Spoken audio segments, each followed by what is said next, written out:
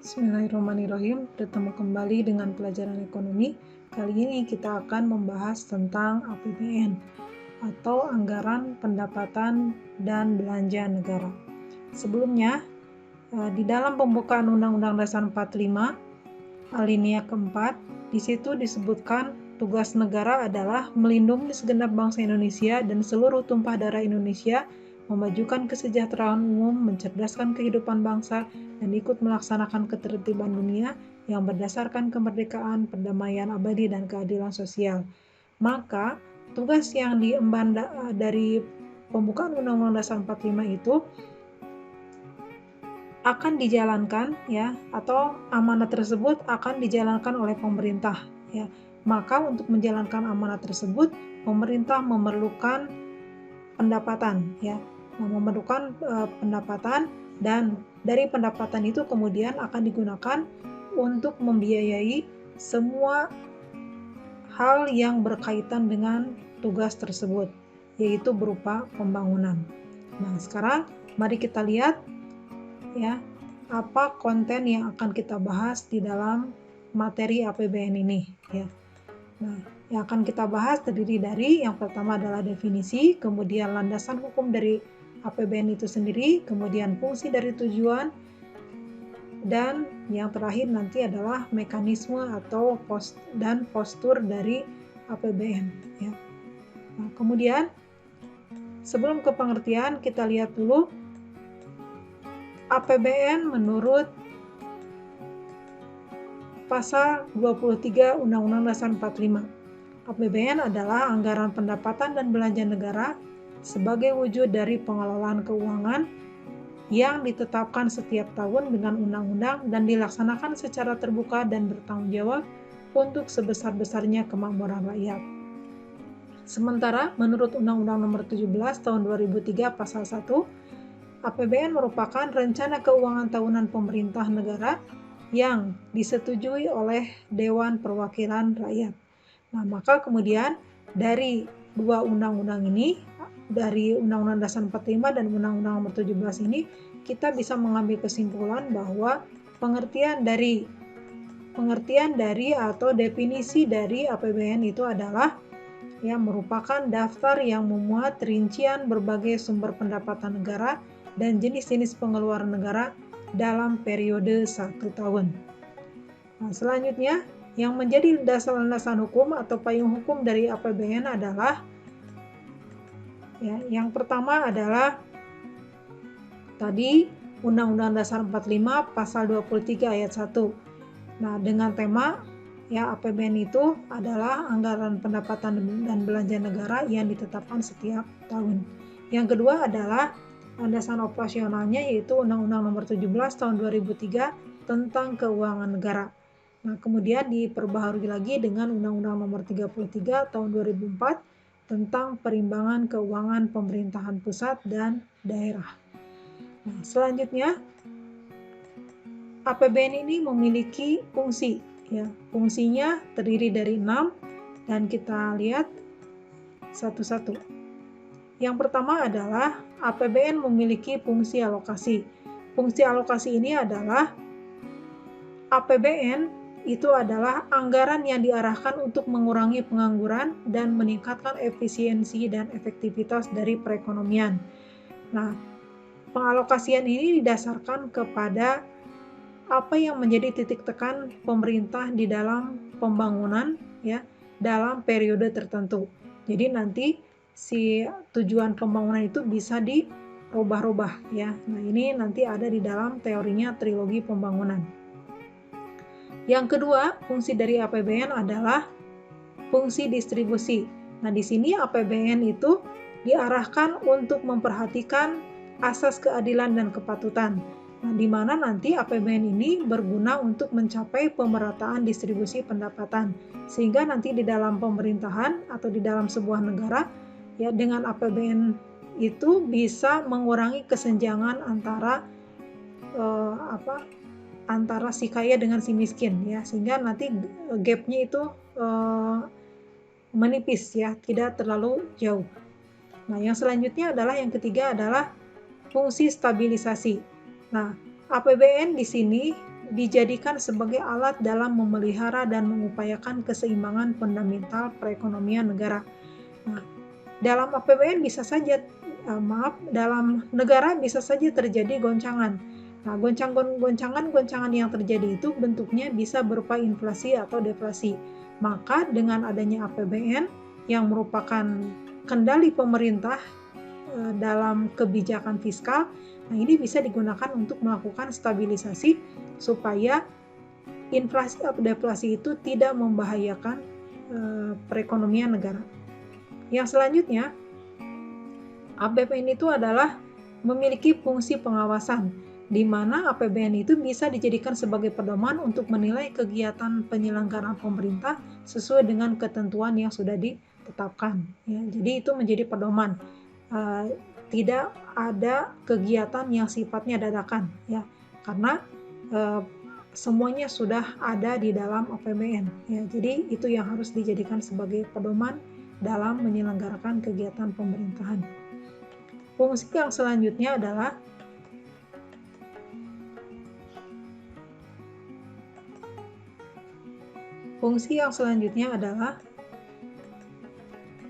APBN ini memiliki fungsi perencanaan, ya, di mana APBN ini bisa menjadi pedoman negara untuk merencanakan kegiatan, ya. Nah, kegiatan ini berguna untuk mengatur dan merencanakan dana yang akan digunakan ke depan, ya. Nah, jadi ibaratnya APBN itu merupakan program kerja dari pemerintah. Apa yang akan dilakukan itu pedomannya ada dalam APBN. Kemudian yang keenam adalah fungsi otorisasi, ya, di mana di sini pemerintah memiliki kewenangan untuk mengalokasikan sumber daya sesuai dengan apa yang sudah direncanakan untuk tahun itu, ya. Nah, ini sebenarnya ini hampir mirip tadi dengan fungsi yang keempat tadi. Kemudian selanjutnya, tujuan dari APBN. Tujuan dari APBN adalah sebagai pedoman pendapatan dan pengeluaran negara dalam melaksanakan tugas kenegaraan dalam rangka meningkatkan pertumbuhan ekonomi dan kemakmuran rakyat. Nah, kemudian kita akan melihat bagaimana mekanisme penyusunan APBN. Nah, APBN di sini, ya, disusun oleh pemerintah atau presiden. Nah, kemudian nanti pemerintah ini menyusun yang disebut dengan RAPBN atau Rencana Anggaran Pendapatan dan Belanja Negara dalam bentuk nota keuangan. Nah, kemudian nanti RAPBN ini akan diajukan oleh pemerintah kepada DPR. Ya, kemudian nanti oleh DPR APBN itu akan disidangkan. Nah, nanti DPR mempunyai dua hak, yaitu hak menolak atau hak menerima. Nah, kalau seandainya diterima, maka RAPBN itu berubah menjadi APBN, ya, dengan disahkan menggunakan undang-undang, ya, jadi diundang-undangkan. Nah, kemudian dikuatkan dengan undang-undang. Nah, tapi kemudian DPR juga memiliki kewenangan untuk menolak, ya. Nah, bagaimana seandainya DPR menolak? Kalau begitu berarti pemerintah tidak punya rencana untuk tahun ke depan, gitu ya. Nah, tapi tidak seperti itu, ya. Kalau seandainya DPR itu kemudian menolak RAPBN yang diajukan oleh pemerintah, maka kemudian pemerintah bisa menggunakan APBN tahun yang lalu, ya. Jadi tahun sebelumnya itu bisa digunakan kembali. Nah, kemudian nanti APBN setelah disahkan dengan undang-undang, maka kemudian akan dikembalikan lagi, ya, kepada pemerintah untuk dilaksanakan, ya, untuk dilaksanakan. Nah, seperti itu, ya, itu mekanisme dari penyusunan APBN. Nah, selanjutnya kita akan melihat postur dari APBN yang disusun, ya, untuk tahun 2020 dengan yang akan kita hadapi sekarang tahun 2021. Nah, ini penampakan, ya, dari bentuk APBN yang disusun oleh pemerintah. Nah, di sini ada 4 bagian. Yang pertama ada pendapatan negara, terdiri dari pendapatan dalam negeri. Pendapatan dalam negeri terdiri dari penerimaan pajak dan penerimaan bukan pajak. dan yang keduanya adalah penerimaan dari hibah. Kemudian di sini ada belanja negaranya, ada belanja pemerintah pusat, dan ada transfer ke daerah ya. Nanti di slide selanjutnya ini akan dibahas. Kemudian yang ketiganya adalah keseimbangan primer. Nah, keseimbangan primer ini merupakan selisih antara total pendapatan dengan belanja negara di luar pembayaran bunga ya. Nah, ini hasilnya nanti bisa positif, bisa negatif. Kemudian yang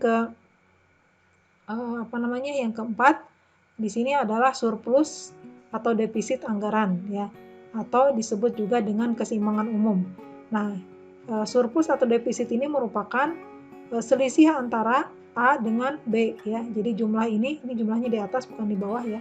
Nah, jadi nanti jumlah ini dikurangi dengan ini ya. Nanti hasilnya bisa positif, bisa negatif, atau kalau misalnya pendapatannya lebih besar daripada kalau pengeluarannya atau belanjanya lebih besar dibandingkan dengan penerimaannya, maka nanti terjadi defisit.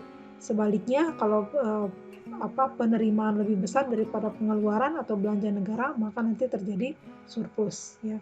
Nah, kemudian nanti di terakhir di sini ada pembiayaan anggaran ya. Nah, pembiayaan anggaran ini adalah salah satunya nanti bentuk pengeluaran pemerintah untuk membiayai defisit ya dari anggaran yang dikeluarkan. Nah, kita lihat di sini ini perbandingan antara tahun 2020 dengan rencana tahun 2021 ya. Nah, di tahun 2020 di sini terjadi defisit ya sebesar 6,34 ya. Nah, ini disebabkan karena pandemi COVID-19 ya menyebabkan APBN Indonesia mengalami defisit. Dan untuk tahun 2021 pemerintah masih memprediksi ya kita bakal defisit kembali di kisaran 5,70% dari PDB ya. Nah, itu untuk postur APBN. Sekarang kita lihat ya. Ya, sekarang pengeluaran pemerintah pusat. Tadi di sebelumnya ya ada pengeluaran pemerintah pusat itu dialokasikan untuk dua, yaitu belanja pemerintah pusat dan untuk dialokasikan ke daerah. Untuk belanja pemerintah pusat terdiri dari dua ya, yaitu belanja kementerian dan lembaga. Nah, belanja kementerian dan lembaga ini terdiri dari tiga, belanja pegawai, belanja barang, dan belanja modal. Kemudian yang keduanya adalah belanja non kelembagaan dan non kementerian. Nah, ini terdiri dari pembayaran utang, kemudian subsidi, belanja hibah, belanja sosial, dan belanja lain-lain. Sementara untuk belanja pemerintah daerah itu terdiri dari dua, dana perimbangan dengan dana otonomi khusus dan penyesuaian.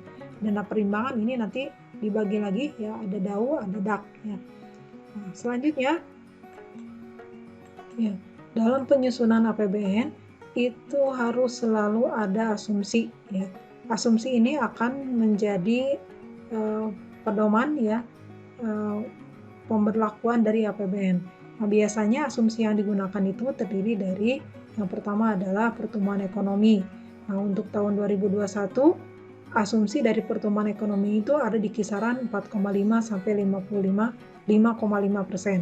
Kemudian inflasi yang terjadi diprediksi hanya ada di kisaran 3% dan ini tergolong ke dalam inflasi ringan ya. Kemudian kurs dolar Amerika yang berlaku ya itu ada di kisaran 14.600 ya. Kemudian SBN atau surat berharga negara yang jangka waktunya 10 tahun ya itu ada di kisaran 7,29 ya. Kemudian defisit yang terjadi tadi diprediksi sebanyak 5,5% dari PDB dan prediksi dari harga minyak dunia ya per barrelnya itu 45 US dollar. Kemudian lifting minyak ya itu sebanyak 705.000 barrel per hari ya. Dan untuk gas ya ini sebanyak 1.007 barrel per hari ya. Nah, ini dengan harga setara harga minyak ya. Nah, kalau asumsi-asumsi ini berubah ya, maka nanti APBN juga akan berubah. Nah, kita mengenal ada istilah APBN perubahan ya. Nah, itu yang bisa Ibu sampaikan untuk kesempatan hari ini. Nanti kita akan bertemu di pembahasan APBN di sesi yang kedua ya. Nah, terima kasih atas perhatiannya. Assalamualaikum warahmatullahi wabarakatuh.